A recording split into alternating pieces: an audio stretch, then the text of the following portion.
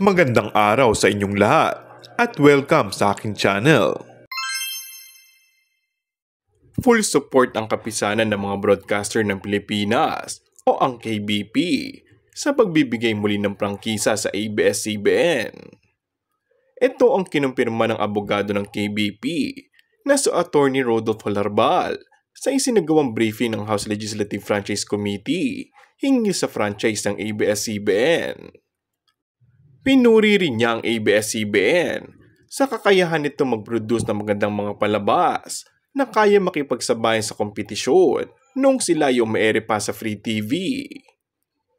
Suportado rin ni Representative Johnny Pimentel ang pagbibigay ng bagong prangkisa sa ABS-CBN dahil malaki raw ang may tutulong ng kumpanya sa buhay ng maraming Pilipino.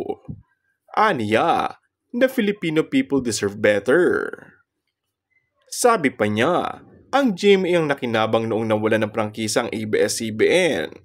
Ito ay batay sa pag-aaral na inilabas ng Philippine Competition Commission o PCC kamakailan.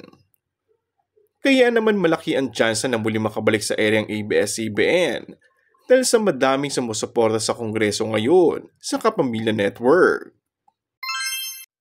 And that's all for our today's video.